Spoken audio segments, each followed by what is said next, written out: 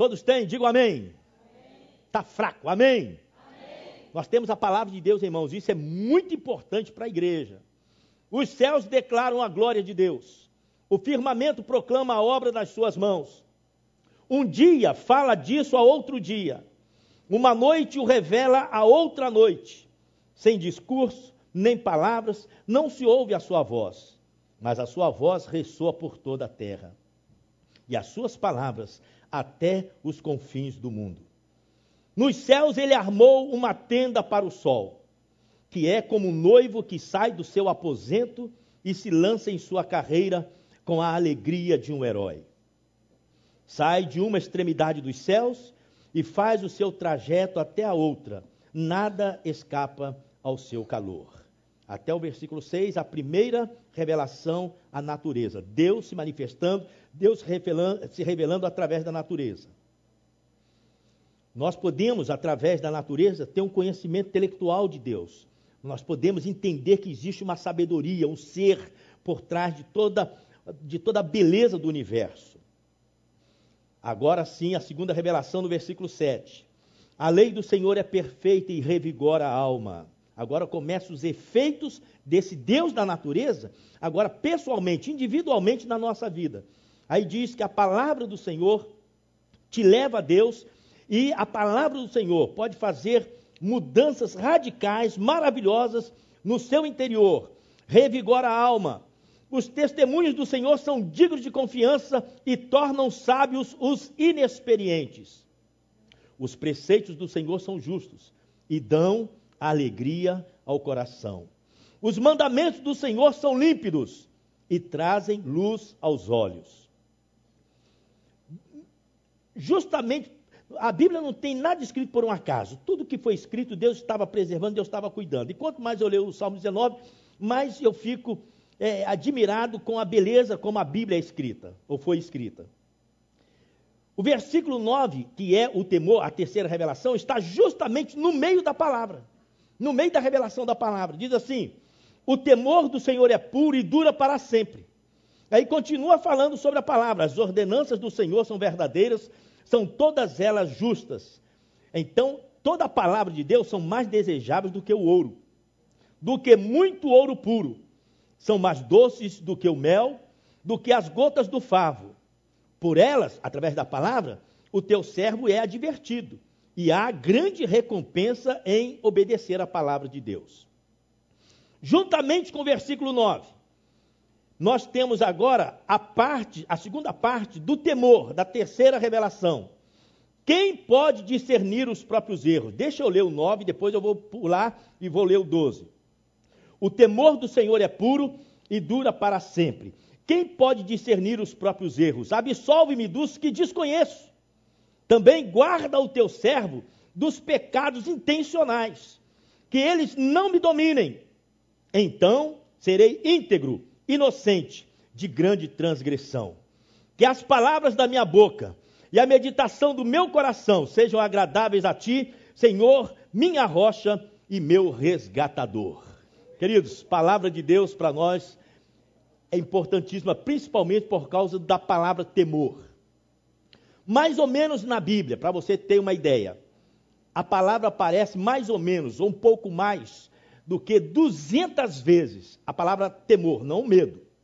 Temer, temor e as suas variantes, temerário, temente e outras palavras variantes do temor. Por isso, a palavra é muito importante, o temor é muito importante, por isso, a Bíblia menciona várias vezes o temor. Agora, preste atenção. A palavra temor e medo andam juntas. Às vezes significa a mesma coisa. Por exemplo, há um texto na Bíblia que Lucas escreveu e Mateus também escreveu, o mesmo assunto, quando Jesus diz: não temeis o que mata o corpo e não pode matar a alma. Temeis aquele que mata o corpo e lança a alma no inferno. Nós vamos estudar esse texto no próximo domingo. Lucas coloca medo em vez de temor. Lucas diz: não tenham medo do homem que mata o corpo e não pode fazer nada com a alma, mas tenham medo daquele que mata o corpo e lança a alma no inferno. Possivelmente, quem fez a nossa tradução na nova versão, achou que medo para Lucas era mais original e que temor para Mateus era mais original. Isso é só para vocês terem ideia de que a palavra temor e medo são quase a mesma coisa, mas pode ser diferente. E hoje eu vou falar de uma maneira diferente que temor é esse que a Bíblia está mencionando. Por exemplo, para quem anda comigo já há algum tempo, meditando e lendo a palavra, por exemplo, outra palavra também que se confunde, parece a mesma coisa, mas pode ser diferente, alma e espírito. Alma e espírito não são a mesma coisa e às vezes é a mesma coisa. Por exemplo, o que eu digo? Quando você fala sobre o homem completo, a Bíblia às vezes chama de alma. O que ganha almas, sábio é. Então as almas seguiam o Senhor Jesus. Então, pessoa completa, ser completo. Nunca a Bíblia vai falar espírito falando do homem completo. Quando a Bíblia fala espírito, está falando só da parte material. Mas mesmo sendo essa parte espiritual do homem chamado espírito, a Bíblia diz em vários lugares, mas principalmente lá em Apocalipse capítulo 7, diz assim, as almas que estão debaixo do altar, não é espírito. Então ali alma é a mesma coisa de espírito. É só para vocês entenderem, para nós fazermos um estudo de temor, fazermos um estudo de alma e espírito, nós precisamos entender que elas parecem muito e às vezes são sinônimas, mas às vezes elas são diferentes. E temor, eu quero falar não como medo, eu quero falar do temor que a Bíblia menciona como reverência. Eu quero tratar temor como piedade, espiritualidade. Eu quero tratar temor como contrição, quebrantamento. Isso que é importante no livro dos Salmos, principalmente no capítulo 19. Mas a diferença do homem com o animal está justamente nesse temor, está justamente nessa parte material que o homem recebeu de Deus. Eu já disse aqui, vou repetir. Qual é a ligação que tem cosméticos com cosmos? Cosméticos, a raiz da palavra. Qual é a ligação que tem? Por quê? Cosmético e cosmos, universo. Por quê? Por causa da beleza. Beleza. Cosmético é beleza. Produtos de beleza. Cosmo é organizado. Então a palavra foi inserida no produto da beleza que a mulher gosta de usar para mostrar que o universo é belo. Outra palavra também que a gente estuda, quem estudou em seminário sabe, quem já estudou comigo também sabe. Pneumatologia. O que é pneu? Pneumatologia, estudo da pneuma. O que é pneu? Quem sabe? O que é pneu? Sopro. Por que no português, no inglês não dá, mas no português pneu? Por que pneu é pneu mesmo? Por quê? O que tem dentro do pneu? Ar. Por isso a palavra inspiração das Escrituras, inspirar é ar, é sopro de Deus. E quando você estuda pneumatologia, está estudando sobre o assunto da inspiração do próprio Espírito Santo, que na Bíblia, a primeira vez que aparece a palavra Espírito, parece como sopro, como vento. Ruá. Por isso a palavra é ruá, que quer dizer o vento, é o Espírito Santo. Inspiração é Deus soprando sobre o homem para escrever as Escrituras. Isso é muito bonito. Esse sopro de Deus no homem, e o homem passou a ser alma vivente, o Espírito tocou no corpo do homem e o homem viveu. Essa vida que o homem tem, ela é coerente com o Espírito de Deus na vida do homem. Presta atenção, nós já estudamos isso na outra mensagem. Todo homem, depois de Adão, teve o seu espírito separado de Deus, e a Bíblia chama isso de morto. O homem está morto. O espírito, a ilustração que eu uso é o carro analógico, de marcha, que você põe em ponto morto. O motor está funcionando, o barulho está funcionando, você acelera e está acelerando, mas ele não sai do lugar. Sabe por quê? Está em ponto morto. O carro está morto, chama ponto morto no Brasil. Então, a mesma coisa é o homem nascido do pecado, ele está morto. A Bíblia diz, Efésios 2, nós estávamos mortos nos nossos delitos e pecados. Estávamos mortos.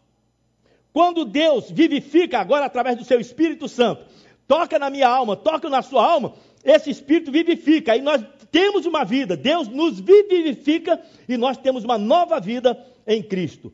Só pode ter esse temor de reverência a Deus quem for tocado pelo Espírito Santo. Quantos são tocados pelo Espírito Santo? Digo amém. Quando você é tocado pelo Espírito Santo, você começa a temer a Deus de uma maneira diferente. Você agora não tem medo, você agora o conhece pessoalmente, intimamente. Por isso o temor que a Bíblia fala que nós devemos ter, o temor do Senhor é puro e dura para sempre, esse temor enviado pela palavra de Deus. A palavra te leva a Deus, o Espírito Santo te conduz a Deus, transforma a sua vida. Nós já estudamos isso na outra mensagem. Qualquer pessoa que quiser, durante esse culto, se quiser fazer o brado, o grito de guerra do nosso culto hoje, qual é? Qual que eu falei aqui no início? Qual? Quase. Temei a Deus e... Gente, é uma frasinha.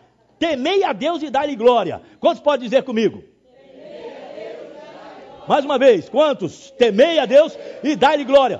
Qualquer pessoa que falar assim, temei a Deus, o resto tem que responder, dá-lhe glória. Qualquer hora. Qualquer pausa que eu der aqui, você fala, temei a Deus. E a igreja tem que responder e dar-lhe glória. Sabe por quê? Nós estamos hoje pensando, nós devemos temer a Deus e dar toda a glória, todo louvor ao nosso Deus. Temei a Deus.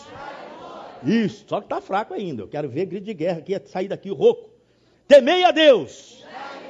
Isso está em Apocalipse capítulo 14, 7. Depois você anota lá, risca para você não esquecer disso. Sabe quem é que gosta dessa frase? Os adventistas. Se você pegar a mensagem dos pastores, vídeo, tudo clipe, tudo, temei a Deus e dá-lhe glória. Eu falei assim, eu gosto também, rapaz. Ainda bem que a palavra de Deus não é só dos adventistas e nem nossa. Eles podem dizer, temei a Deus e dá-lhe glória, e nós também fazemos isto. Fazemos hoje, mas nós vamos continuar fazendo, porque aparece lá no Apocalipse, depois que o Senhor Jesus voltar, então nós vamos continuar dizendo, temei a Deus. Que bonito. O que é que a falta de temor traz ao mundo? Você já pensou nisso? O que é que a falta de temor traz ao mundo? Vocês vão ler no Gabo, mas eu quero apenas mencionar. Em Gênesis capítulo 20, versículo 11, quando na peregrinação Abraão chegou no lugar, naquele lugar sabe o que aconteceu? Ele, assustado com o povo, ele percebeu que o povo não temia a Deus. Sabe o que ele disse? Esse povo não teme a Deus, não há temor nesse lugar. Esses homens, o rei vai me matar, porque a minha esposa é bonita, eles vão me matar e vão tomar a minha esposa. Olha só. O que Abraão está dizendo? Esse povo não tem temor. Então o que a falta de temor traz? Assassinato, violência, sabe? Prosmicuidade, tudo que acontece no mundo, tudo que é ruim, violência, pecados, tudo isso acontece porque o homem está deixando de ter temor. Aí Abraão disse, esse povo não tem temor a Deus. E não deu outra. Não mataram Abraão, mas levaram a esposa porque ele mentiu, dizendo que era irmã. Depois Deus teve que trabalhar para que Abimeleque devolvesse Sara para Abraão. Entre a igreja, entre o povo de Deus. Lá em Neemias, as irmãs estudaram Neemias. Lá em Neemias capítulo 5, versículo 9, vocês vão ler no Gabo. Neemias começou a olhar para o povo e de repente ele disse assim, calma aí. Tem alguma coisa errada com o povo de Israel. Nós estamos reconstruindo o muro de Jerusalém e os mais ricos, os que têm dinheiro, estão explorando os mais pobres. O pessoal pede dinheiro emprestado, eles emprestam, mas cobram um juro absurdo. Então o povo estava numa situação difícil. Aí Neemias diz, gente, o que está acontecendo? Vocês não têm temor a Deus? Olha só, o que o temor faz então? A falta de temor faz? Faz o pessoal ser usurpador, explorador. Sabe, essa ganância do dinheiro desenfreado no mundo, cada um para si, sabe, roubando, mentindo, enganando. Isso é que a falta de temor traz ao mundo. Por isso que a economia não melhora, nem aqui, nem no Brasil, nem em lugar nenhum, porque é uma exploração tremenda. Quem é rico está ficando mais rico, quem é pobre mais pobre, e a exploração, juros. Quem está assistindo as notícias do Brasil, a inflação, o Manteiga é tão queridinho, mas ele não dá conta, ele quer animar, colocar pensamento positivo no povo, mas o tomate está mais caro do que a carne, e exploração, meu Deus, como é que pode? Eu sei que tem seca, eu sei que falta de chuva, complica as coisas no Brasil, mas a gente sabe que não é bem isso não, o que está acontecendo é corrupção, sabe, exploração, é isso que está acontecendo, a falta de temor a Deus. Se fossem homens que temessem a Deus, não faria isso, seriam muito mais claros, muito mais evidentes. E dá-lhe glória. Agora veja comigo, Romanos 3, nós temos que ler Romanos 3, sabe? Porque aqui tem uma lista, irmãos, esse eu vou ler, você vai ler no Gabo também, mas eu quero ler. Romanos capítulo 3. Romanos 3, quem achou aí, já achou? Enquanto procura, temei a Deus. Isso mesmo, vamos dar glória a Deus. Capítulo 3. Irmãos, eu amo a palavra do Senhor. capítulo 3, versículo 10. Paulo está dizendo assim, como está escrito, ele está dizendo como está escrito, ele está tirando alguma coisa do Antigo Testamento. E ele diz assim, ó, não há nenhum justo, nenhum sequer. Não há ninguém que entenda, ninguém que busque a Deus. A situação do mundo depois do pecado. Ninguém, não há ninguém. Todos nós somos pecadores. Nós vamos ler isso. Eu li isso hoje, quando Salomão estava fazendo aquela oração lá no templo, inaugurando o templo. Ele orou e disse assim, Senhor, quando alguém pecar e não há ninguém que não peque, e nós orarmos a Ti, perdoa os nossos pecados. Eu falo, Salomão está com muito. Não há ninguém que não peque. E essa semana eu soube de alguém que ainda está tentando ressuscitar aquela doutrina da impecabilidade. Quem tem Jesus, Jesus vive na vida dele, essa pessoa não peca. Jesus não peca, a pessoa não peca. Tentando ressuscitar coisa que a Bíblia não disse, por causa que o Atmani falou, ou porque o Glênio Paranaguá falou. Calma aí, querido, vamos ver o que a Bíblia diz. E alguém pode até usar assim, isso aí é o que o Atmani diz. Eu falo, e o que é que a Bíblia diz? Não estou dizendo que o Atmani escreve ruim não, meu querido. Eu tenho uns 40 livros dele. É fera, escreve muito, tem bons livros, mas tem muita heresia também. Por isso, toma cuidado. Aqui está dizendo que o homem peca, que não há ninguém que busque a Deus. Todos nós estamos caídos. Do Papa até o bandido lá da Luz Vermelha, sei lá o nome lá, o Beira-Mar. Da Luz Vermelha foi há 50 anos atrás. Todo mundo peca, todo mundo é pecador. Agora veja o que a Bíblia diz. Todos se desviaram. Quem se desviou?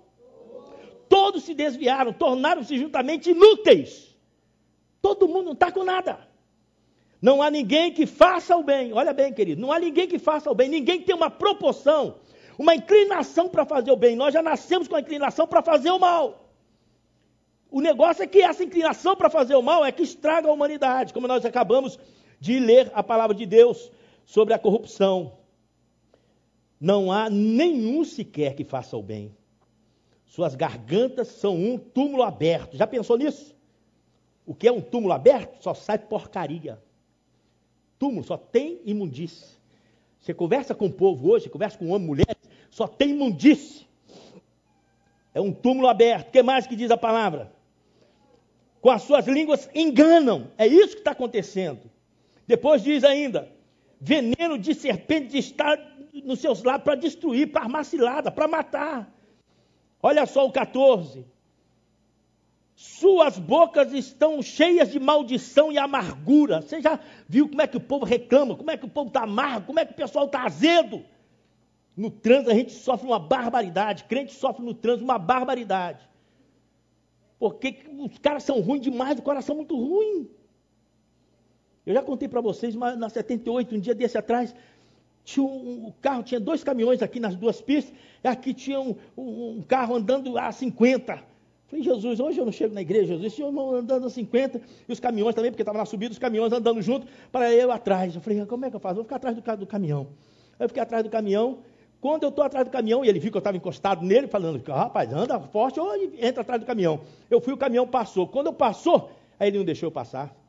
Ele correu, e eu falei, é ruim, você é filho do diabo, você tem um coração muito ruim. É isso que a Bíblia está dizendo aqui, o povo é muito ruim. Irmãos, agora aí você diz, e você é bom? Se eu sou bom, se eu sou santificado, é pela graça de Deus, porque a minha inclinação também é ruim, não é verdade? Eu sou ruim também, nós somos ruins. Agora veja só, amargura, azedume, seus pés são ágeis para derramar sangue, violência, como o pessoal mata, entra nas escolas, mata a criança, mata... Como é que pode? Existe alguém levando o homem para essa inclinação que é o pecado, o diabo. Ruína e desgraça marcam os seus caminhos, só desgraça. E não conhece o caminho da paz, ninguém conhece, nem sabe como chegar lá. Sabe como é que você pode chegar no caminho da paz, achar o caminho da verdade, as veredas retas? Através da palavra de Deus. Agora veja só, querido, versículo 18. Veja. Aos seus olhos é inútil fazer o quê? É inútil temer a Deus. Esse é um oráculo que está lá no Salmo 36, versículo 1.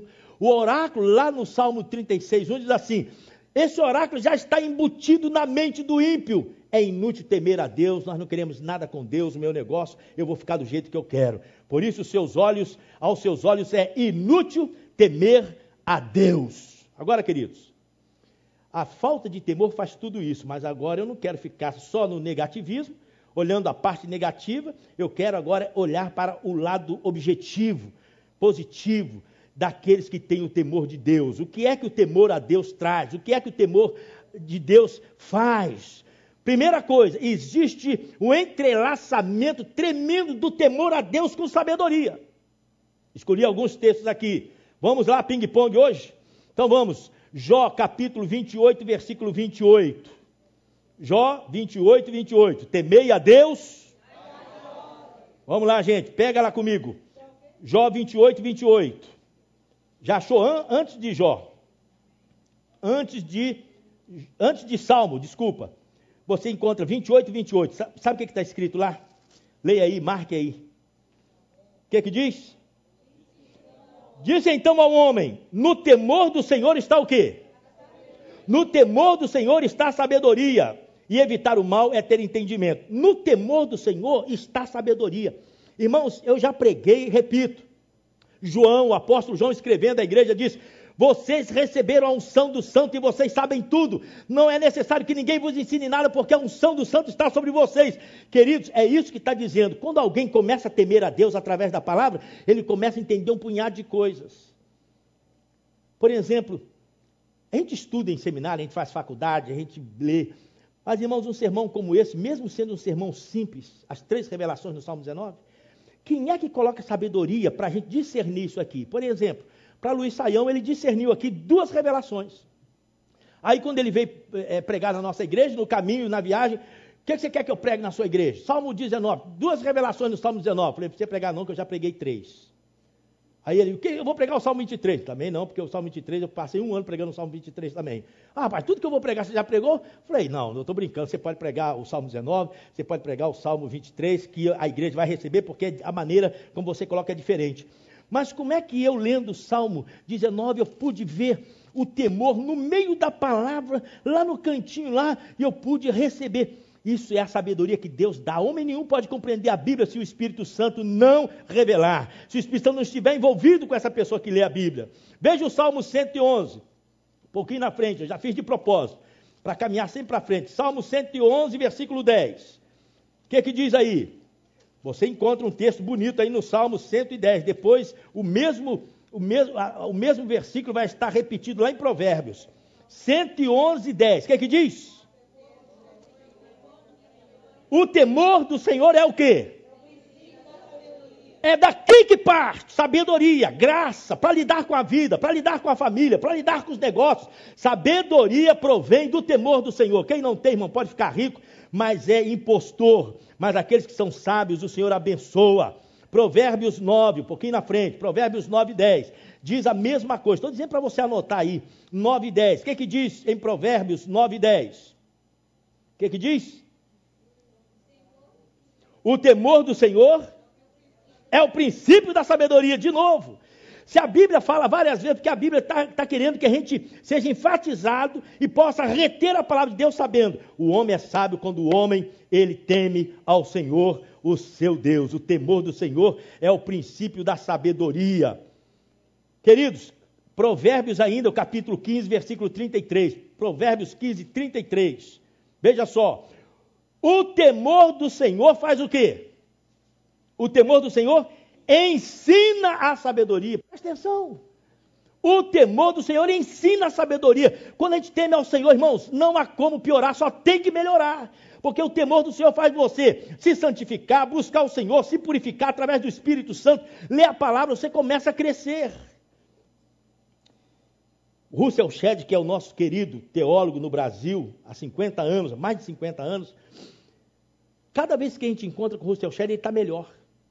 Cada vez o homem sabe mais. Aí eu me espelho no Russell Shedd, e eu não vou espelhar no meu pai. Meu pai foi pastor. Eu não posso me espelhar no meu pai, porque meu pai piorou. Em vez de melhorar, piorou. Foi para a heresia, não entendia nada de Bíblia. E eu falei, Jesus querido, já não entendi, agora que não entende nada. Aí você encontra com o Russell Shedd, cada vez entendendo mais a palavra de Deus. Aí você começa a conversar. Por que eu converso com o Russell Shedd? sobre salvação de crianças, sobre novos céus e nova terra, sobre essas coisas.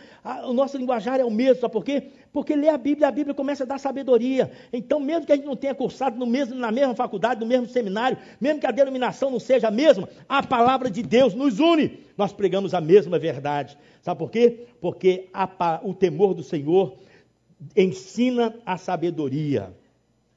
Queridos, então, sabedoria e temor tem muito a ver uma coisa com a outra.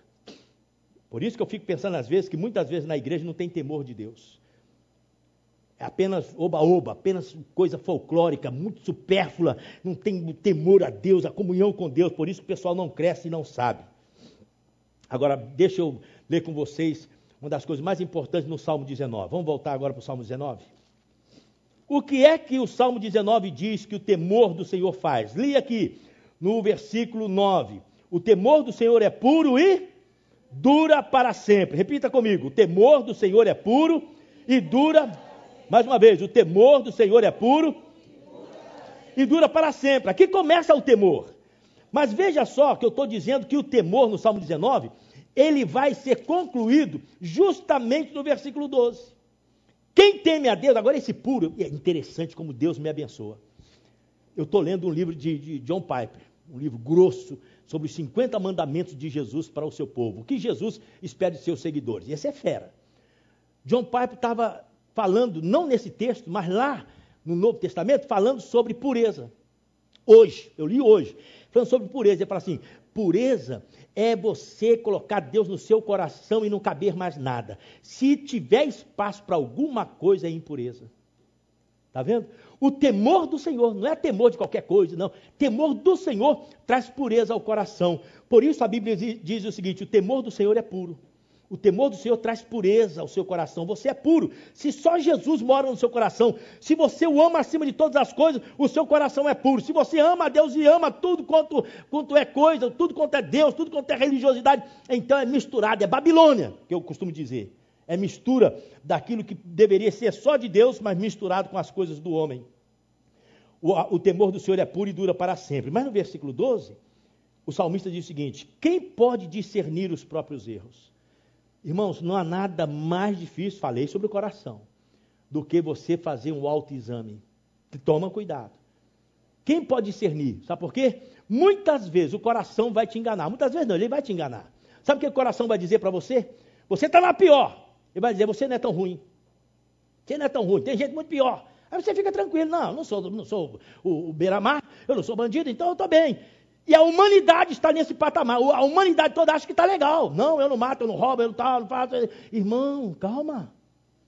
E às vezes o coração, você está andando com Deus, e o coração vai dizer, você não está com nada. Você é um pecador, aí você vive cabisbaixo, o Espírito Santo trabalhando na sua vida, também eu sou um coitado. Ai, pobre de mim, ai de mim, ai de mim. Ninguém pode conhecer seus próprios erros. Quando eu me examino, eu não posso julgar, eu não posso pensar. Quem é mais santo? Eu ou Oscar? Quem é mais santo? Eu ou Jonathan? Eu ou Zezé? Quem é mais santo? Irmão, ninguém pode julgar, porque o único que pode falar quem é e quem não é o Espírito Santo. É Deus. E o Espírito Santo não fica falando para todo mundo aí, aquele lá é santo, não fala não, irmão. Então, você não pode julgar, você não pode fazer comparação. A Bíblia diz, não faça comparação com ninguém. Porque o coração pode te enganar. Você pode achar que você está acima, você não está acima, você está abaixo. Você pode achar que você está abaixo e você está acima. Então ninguém pode discernir. Um dom tremendo do Espírito Santo no Novo Testamento é o dom de discernir espírito. Ninguém sabe discernir os seus próprios erros. Mas presta atenção. O salmista, temente a Deus, ele diz, absolve-me do quê? Absolve do quê? Leia aí. Aí, qual é o pecado que você não conhece? Quem é que sabe? Qual é o pecado que você não conhece e você comete? Algum? Lembrou aí ou não? Qual é o pecado que você não conhece e você comete? Eu cometo e você também. Nós estamos cometendo todo dia. Mas a gente não pensa nisso, sabe por quê? Porque o pecado que fere a nossa alma é o pecado de comissão. O pecado que você faz. O pecado que você deixa de fazer, isso não incomoda você. Você sabia disso? Chama pecado de omissão. É você deixar de fazer. Isso não incomoda. O que incomoda é o que você fez. A igreja vai em cima daquilo que você está fazendo e não aquilo que você deixa de fazer. Mas é pecado no mesmo nível. Para exemplificar, para a gente aprender com a palavra de Deus, então eu quero que você leia comigo agora um pecado que você comete, que eu cometo, que nós cometemos, que está em Tiago, capítulo 4, versículo 17. Esse salmista está com muito: Senhor, absolve-me dos pecados que eu desconheço, que eu estou até já com a mente cauterizada, já nem sei se é pecado ou não. Meus queridos, Davi não é mole não. Tiago, capítulo 4, versículo 17. Quem achou aí? Lá no finalzinho da Bíblia, perto de João. Quem achou? O que diz aí? Leia aí comigo. Pense nisso. Vamos pensar no que, querido? Olha o pecado oculto. Pense nisso. O que diz? Quem sabe fazer o bem e não faz? Quem não faz o bem comete o quê? Esse é o pecado oculto. Quantas vezes você teve possibilidade, condições de fazer o bem e você não fez? Quantas vezes? Eu sei que aconteceu comigo. Já aconteceu com você? Na chuva, casalzinho pobre, carregando, foi lá fazer a comprinha no supermercado, aí está no ponto do ônibus, a chuva, pá! Você passa com o carro, vai embora. Na hora você fala: coitado deles, ó, você sabe fazer o bem. Você poderia parar, você não vai dar carona para uma mulher com mini saia, né? Você não vai fazer isso não, que você vai entrar, sabe, você vai para a cadeia. Mas a velhinha lá, o velhinho lá com a sacolinha, pode dar. Eu já fiz isso algumas vezes. Entra aí, para onde você vai? Eu vou te levar em casa. Vai, faz. Mas muitas vezes eu passo também. Não, eu não vou parar, não. Quem sabe fazer o bem e não faz? Comete pecado, querido. E aí você começa, sua mente começa a trabalhar. Quem sou eu para discernir os meus erros, quanto mais os seus? A sua mente começa: realmente um dia eu podia ter feito e eu não fiz. Eu podia ter feito bem e não fiz. Não é assim não? Meu Deus, só a graça. Irmãos, a Bíblia não é mole não, hein? Mas quantos amam a Bíblia? Digam amém. Amém. Temei a Deus e dai-lhe glória. Vamos glorificar o Senhor. Lucas 6. Agora a coisa vai apertar. John Piper fala muito sobre esses assuntos no livro que eu estou lendo, está me esmagando. Falei: John Piper, você está me esmagando aqui, eu sou conhecedor da palavra, mas está falando com tanta clareza. Em Lucas capítulo 6, irmãos, que maravilha. Eu precisava de lenço, aquela caixinha de lenço sumiu. Oh, Jesus, isso aqui é de Deus. Rosa ainda, que maravilha. Olha só. Começar do versículo 27. Irmãos, a coisa vai apertar agora. Vai afrouxar aqui. Arrocha. Mas eu digo a vocês que estão me ouvindo: ame os seus inimigos. Você ama? Ama não, irmão. É difícil. Porque é difícil. Eu estou dizendo por mim, é difícil. Quando o cara fala: eu sou seu inimigo, pronto lá para cima de você, você ama. Você não ama, não. Você quer a desgraça dele. Você fica: meu Deus, esse cara é ruim, eu não guardo. E aí você quer ser ruim também. Ame os seus inimigos, faça o bem aos que você faz. Fazer o bem para quem odeia você. Irmãos, mas isso aqui é uma opção ou isso aqui é uma ordem? Isso aqui é ordem, isso aqui é mandamento ou não é? Se é mandamento de Deus, presta atenção nisso. Se você não faz, você está cometendo pecado. Você passa por cima, mas é pecado. Senhor, absolve-me dos pecados que eu desconheço. Nem estou pensando nisso, mas é pecado. Abençoe os que os amaldiçoam. Oh, Jesus amado. Jesus está brincando com a gente. Orem por aqueles que o maltratam. Você ora por aqueles que maltratam você. Não é oração para Deus levar, não, impecatória, não. Oração de Davi: mata ele, Senhor, leva. Não, é oração para Deus salvar. Oração para Deus consertar. Oração para Deus abençoar. Irmão, o nosso coração não é mole. Só Jesus. Por isso que nós temos que ser tocados pelo Espírito Santo, para a gente pelo menos andar no rumo de crescer na graça, no conhecimento do Senhor. Se alguém lhe bater numa face, ofereça-lhe também a outra. Você faz? Você faz, irmão? É difícil, mas é ordem de Deus. Se alguém lhe tirar a capa, não impeça de tirar-lhe a túnica. Dê a todo que lhe pedir. Irmãos, isso aqui, hein? E se alguém tirar a todo aquele que lhe pedir, e se alguém, obrigado, eu deixei lá, né? Você é uma maravilha, é diaconisa mesmo. Olha só, se alguém tirar o que pertence, você não lhe, deixa eu ler de novo. Dê a todo aquele que lhe pedir, e se alguém tirar o que pertence a você, não lhe exija que devolva. Faz. Tem livro meu espalhado aí, os irmãos não devolvem. Devolve, irmão. Tem gente que pega meu livro, me empresta, depois me devolve, eu não sei com quem está, eu perdi meu livrinho, Jesus amado, vou na estante, vou lá ler o livro. Sumiu. Falei, só a graça. Como vocês quiserem que os outros lhe façam, façam também vocês a eles. Que mérito vocês terão se amarem o que vos amam? Irmãos, Jesus está acabando conosco. Jesus está dizendo assim, que mérito você só vai gostar de quem gosta de você? Isso aí qualquer um faz, qualquer mundano faz, qualquer um que não tem temor. Até os pecadores amam os que os amam. E que mérito terão se fizerem bem aqueles que são bons para com vocês? Irmãos, fazer bem até o malvado tribuloso. Até os pecadores agem assim. E que mérito terão se emprestarem às pessoas de quem poderão receber a devolução? Até os pecadores emprestam, pecadores também exploram e roubam e faz isso. Amem, porém, os seus inimigos. Irmãos, amar inimigo é difícil. É ou não é? Façam-lhes bem e emprestem a eles sem esperar receber nada de volta. Então a recompensa que terão será grande a vocês. Quer trabalhar com Jesus? Trabalhe esperando no futuro. Será grande a vocês. Vocês serão o quê? Irmãos, eu só sou filho do Altíssimo se eu obedecer a palavra de Deus. É por isso que o povo lá de Israel lá estava usurpando o irmão, explorando o irmão com juros altos. E Neemias diz, não há temor do Senhor em vocês. Tem que acabar com isso. Eu estou dando a minha vida, estou botando meu dinheiro aí, dando a minha vida, trazendo dinheiro lá de Ataxerxes, colocando aqui, e vocês estão explorando. Falta temor no coração. Por isso há muito crente, não estou falando lá de fora, não, que nós temos que pregar para nós. Há muito crente que tem tudo, mas não tem o temor de Deus. Conhece Bíblia, canta, prega, toca, usa gravata, dá glória a Deus, fala a língua, pode fazer o que for, mas não tem temor a Deus. Que não obedece isso aqui que a palavra de Deus está dizendo. Vocês serão filhos do Altíssimo, porque Ele é bondoso para com todos. Jesus não é bom, não? O Senhor não é bom para com todos, para com o ruim. Ele não levanta sol para todo mundo, manda chuva para todo mundo. Se eu quero imitar o meu Jesus, eu começo a colocar isso aqui em prática em nome de Jesus. Irmão, sozinho você não consegue, sozinho eu não vou conseguir. Mas como é que você consegue? O Espírito Santo te leva a cumprir a palavra de Deus. Peça o Espírito Santo. Sejam misericordiosos, assim como o Pai de vocês é misericordioso com vocês. Sede misericordiosos. Nós precisamos ser misericordiosos com as pessoas, com os irmãos, com aqueles que caem, em nome de Jesus. Isso é pecado oculto.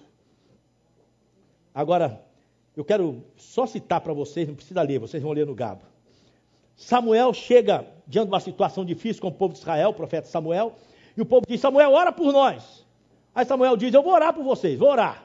Aí de repente ele ora, Deus abençoa. Ô Samuel, ora por nós, Samuel, não deixa de orar não. Aí ele diz uma frase assim que eu gosto demais. Longe esteja de mim pecar contra o meu Deus, deixando de orar por vós.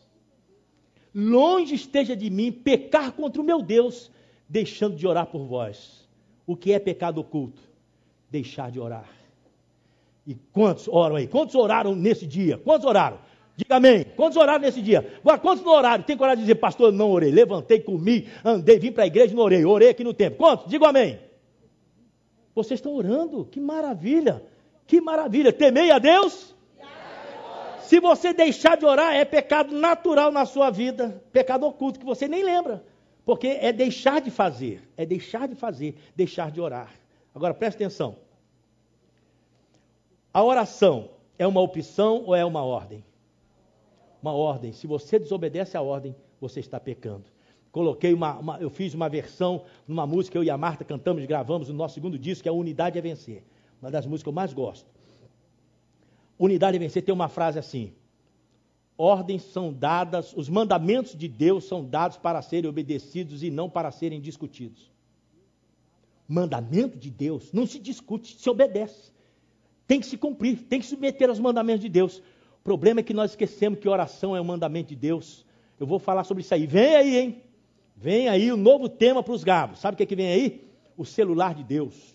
O e-mail de Deus, que a Vânia me falou hoje. O e-mail de Deus, 2 joelhos no chão. 00. Isso é só para a gente começar a pensar, irmãos, que nós precisamos ter essa comunhão com Deus através da oração, orar, buscarmos ao Senhor. Aí nós vamos falar que não só a oração, mas e o jejum. A Vera pediu, pastor, se possível, prega sobre jejum e oração, porque a igreja não jejua, ora pouco e jejua muito menos. Precisamos falar o que a Bíblia fala sobre isso aí.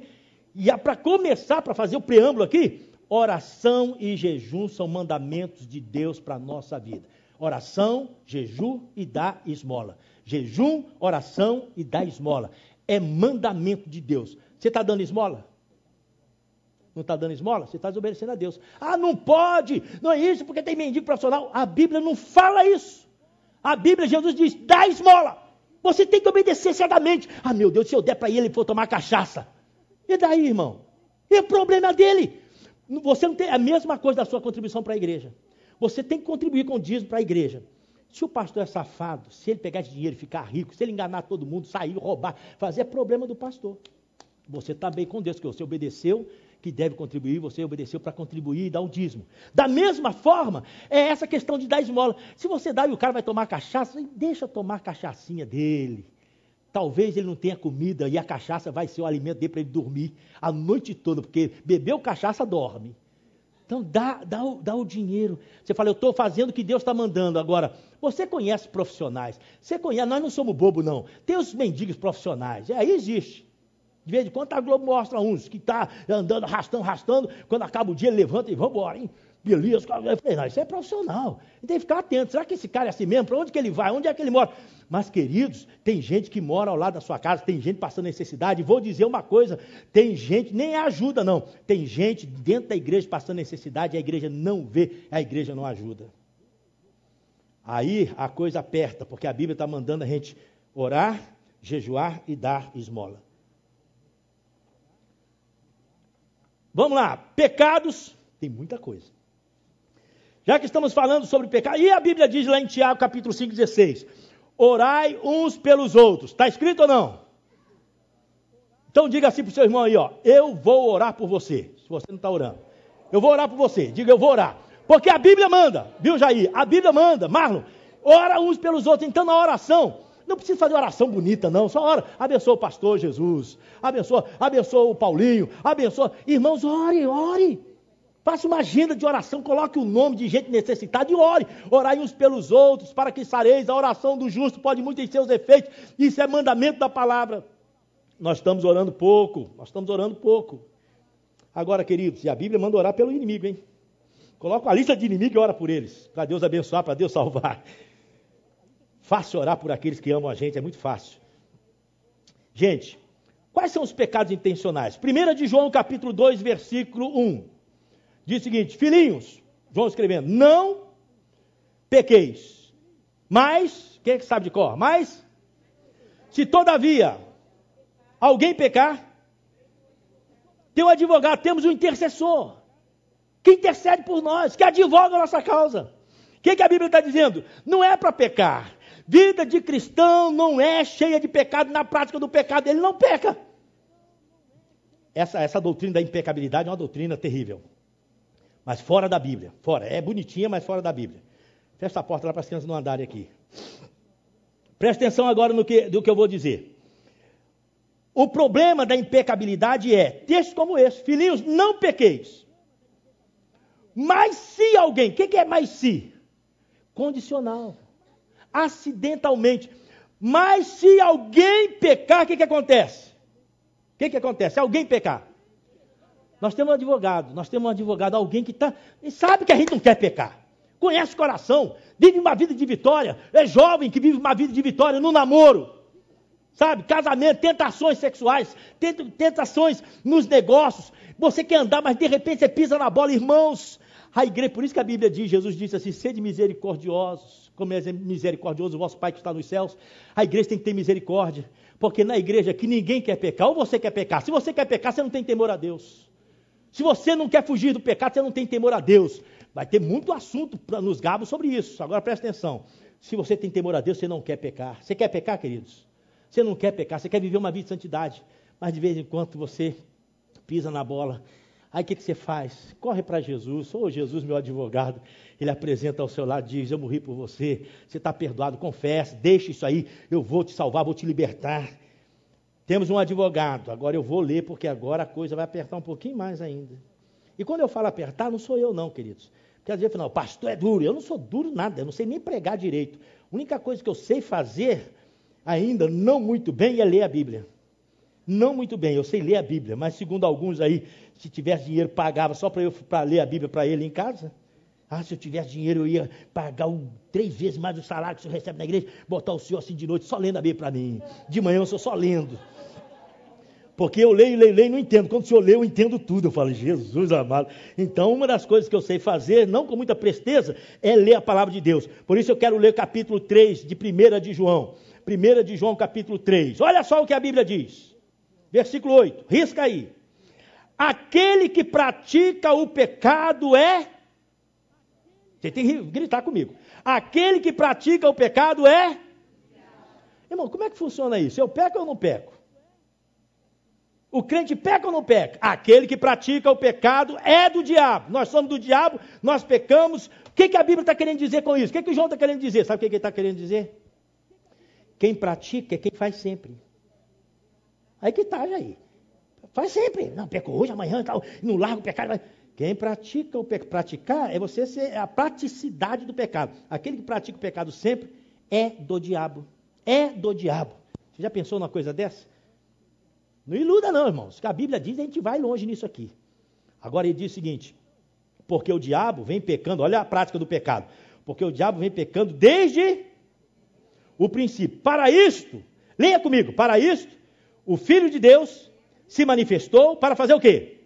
Para destruir as obras do diabo. Qual é a obra do diabo no coração do homem? Pecar. Pecar é obra dele, fazer você pecar, mente inclinada só para a lama, só para o pecado, a mente, irmãos, em nome de Jesus, nós temos que pedir graça a Deus para que o Senhor Jesus destrua as obras do diabo na nossa vida, que é essa fonte de pecado. Todo aquele que é nascido de Deus, quantos são nascidos de Deus? Diga amém. Faz o quê? Todos que são nascidos de Deus? Aí, olha a diferença. Todos que são nascidos de Deus não praticam, não vivem na prática do pecado. Não pratica o pecado. Eu amo a palavra de Deus. E veja só. Porque a semente de Deus permanece nele. Ele não pode estar no pecado. Ele não vive pecando. Ele não vive emaranhado, agarrado, impregnado no pecado. Porque ele é nascido de Deus. O Salmo 19 está dizendo, absolve-me dos pecados ocultos, agora os pecados intencionais, esses pecados que eu cometo, meu Deus, eu pensei, mas eu não tive força, eu abri a porta, a brecha para o diabo entrar, meu Deus, não, o salmista diz, que os pecados intencionais não me dominem, você caiu, não precisa cair 2 vezes, você caiu, não precisa cair 3 vezes, a semente de Deus permanece nele, ele não pode estar no pecado porque é nascido de Deus. Desta forma sabemos quem são os filhos de Deus, quem são os filhos do diabo. Quem não pratica a justiça não procede de Deus, tampouco quem não ama seu irmão. Quem não ama seu irmão, a Bíblia está dizendo que é filho do diabo, porque não tem amor pelo irmão. Jesus amado, só a Bíblia mesmo. Eu quero ler um pouquinho mais, capítulo 5. Vamos lá? Capítulo 5 de João ainda, de 1 de João, versículo 18. Note agora, uma coisa que nós falamos aqui na quarta-feira, no estudo bíblico aqui sobre a oração. Sabemos que todo aquele que é nascido de Deus não está no pecado. João repete isso para a gente saber, irmãos, eu não tenho que ficar pecando não, no pecado. Porque ele nasceu de Deus. O nascimento é o Espírito Santo na minha vida. Nasceu de Deus. Agora presta atenção. E Deus faz o quê? Deus o protege. E o maligno faz o quê? Não lhe toca nessa versão, na outra versão não atinge.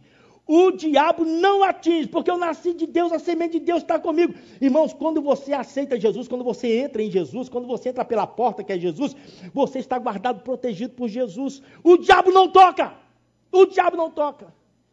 Tem gente que diz assim, o diabo me derrubou, o diabo não derruba ninguém. Só lá fora, dentro da igreja o diabo não derruba ninguém. Quando eu caio, quem é o culpado? Eu abri brecha, não deixe lugar ao diabo, eu abri brecha, aí ele entra, porque a Bíblia diz que ele anda ao derredor, ele anda ao redor, procurando a quem tragar, aí eu abri a porta, ele entra, puxa, aí você cai, Jesus, não, foi o diabo, não foi não, você como filho de Deus, fecha a porta para o diabo, tema a Deus, e dá-lhe glória, louve ao Senhor, que o diabo vai ficar rodando, igual o cachorro rodando, correndo atrás do rabo, vai ficar rodando, e não pega ninguém, não pega. Então, por isso a Bíblia fala, vigiai, porque o problema é seu, não é o diabo não toca. Promessa de Deus, o diabo não toca em nós. Quantos creem nisso? Diga para o seu irmão assim, o diabo não toca em você. Se você não der lugar ao diabo. O diabo não toca em você se você não der lugar ao diabo. Agora, se você der lugar, ele fala, é a minha cama, é a minha brecha, é a minha porta. Deixa eu continuar lendo aqui, queridos. Sabemos que somos de Deus e que o mundo todo está no poder do maligno. Nós somos de Deus. Diga, nós somos de Deus.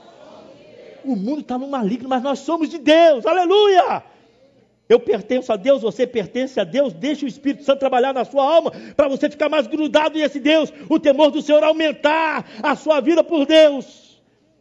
Como o John Piper falou que se você tem Deus, o seu coração é puro. Você precisa de Deus, eu preciso de Deus, nós precisamos de Deus. Nós somos de Deus e o mundo todo jaz no maligno. Sabemos também que o Filho de Deus veio e nos deu testemunho, entendimento, para que conheçamos aquele que é o verdadeiro. E nós estamos naquele que é o verdadeiro. Quem é aquele que é o verdadeiro? Jesus Cristo, seu Filho. Nós estamos em Jesus, nós entramos nele, ninguém toca em nós por causa de Jesus, não por causa da minha força, não por causa de mim, não. Eu estou protegido, quem me protege, quem me guarda. O que nós estudamos aqui nos Salmos, na quarta-feira, nós somos protegidos por Deus, Ele é escudo, Ele é rocha, Ele é tudo para nós, Jesus é tudo para nós, aleluia! Aleluia, temei a Deus! Esse é o verdadeiro Deus. Quem é o verdadeiro Deus? Jesus. E a vida eterna é uma pessoa. Vida eterna é uma pessoa. Quem tem Jesus tem tudo. Aí João fala assim, ó, filhinhos, guardem-se dos ídolos. Cuidado. Ídolos é um problema sério para você desvirtuar a sua fonte para Deus, o seu temor a Deus e adorar Maria, José, Paulo, Tiago, seja lá quem for. Peça a Deus para concentrar você só em Deus, amar a Deus sobre todas as coisas. Amém, queridos? Tá bom, deixa aí. Para terminar hoje, porque eu vou continuar, eu quero ler o último versículo, que é em Provérbios capítulo 8, versículo 13. Que texto, meu Deus, esse texto. Quando eu li Provérbios 8, 13, eu falei, Jesus, é isso que eu quero para a minha vida, é isso que eu quero para a tua igreja. Ajuda-nos, ó Deus, para nós colocarmos em prática o temor do Senhor, voltarmos para Ti. É isso que eu quero para a minha vida, é isso que eu quero para a igreja. 8, versículo 13. Achou aí, queridos? Amém. Temer o Senhor é o quê? Quando você teme ao Senhor, você odeia o mal. Você não quer nada com o mal. Eu tenho ódio do pecado. Porque eu já vi tanta gente boa caída no pecado, vidas desgraçadas, lares desgraçados por causa do pecado. Eu e minha esposa, nós conversamos várias vezes sobre isso.